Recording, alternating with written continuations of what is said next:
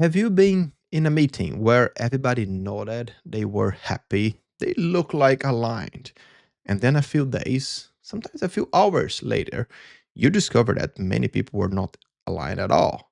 They were just a little bit too afraid to raise their hands and go into a conflict, sometimes a needed conflict. Yeah, this is actually the cover from Harvard Business Review now in July 2026 in a research with the Boston Consulting Group. And their thesis in the research is quite interesting. Most big company transformations do not fail because of bad execution. They fail much before that on the alignments. Look, more than 70%, this is the most impressive data from the article, more than 70% of companies fail to beat their industry peers after a drop in performance when they are executing a plan. 70% of the companies fail because they drop performance when they are executing a plan. Crazy, right? It's impressive. Think about how many millions and billions of dollars we are losing because of that. And we are good on digitalizing companies or running those big transformations, but apparently we are never knowing how to make sure that people are aligned. And the problem has, of course, a reason. Leadership thinks that everyone agreed, people stay silent, so it looks like agreement, but it does not mean agreement at all. And then you think that those big problems they are happening like with people fighting, people pulling opposite directions. Actually, the problem is exactly the silence. People are agreeing, as I'm saying, they are stay silent, and they forget that alignment on the surface it's much more dangerous than an open fight. Then when people are going to conflicts, they are raising their points, raising their concerns, discussing those concerns. And the more you have a conflict in the beginning that is solved, of course, I'm not just talking about conflict for the sake of conflict. I'm talking about good conflicts that raise problems, concerns, risks in the beginning. This is much cheaper to solve here in the beginning instead of waiting to discover a surprise in the end. And that is the problem with false agreement. People are in go to the meetings, but they are afraid to raise their hands because they don't know how leadership will react to that. And then if that is happening in your team, you as a leader, you already failed. Sorry to tell you. When you when people don't feel that they can raise problems, raise concerns, raise risks, you already have a big problem in the culture of your team.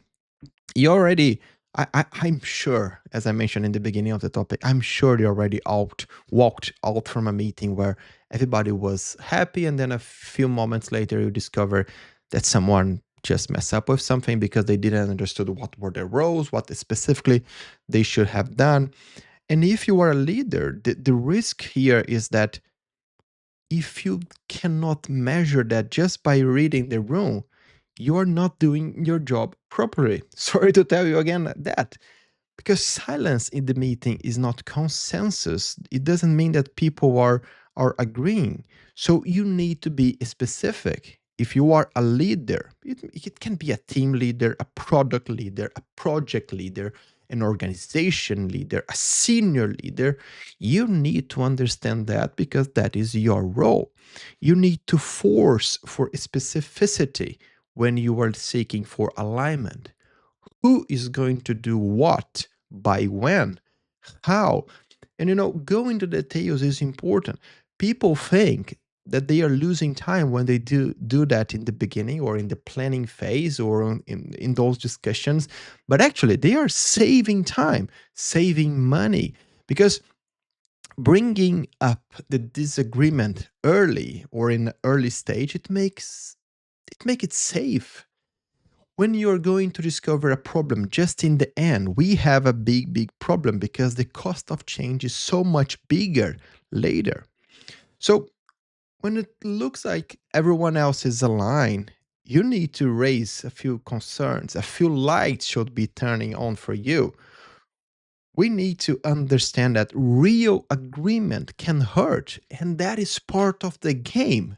You need to understand that conflicts, when they arrive, they are making your team more mature. We have a great research and a great book on that from Patrick Lencioni, where we have this phase in any team that is a storming phase, where people they start to feel that they can raise a different opinion. They can disagree with someone in a meeting, and that is a safe environment to do that.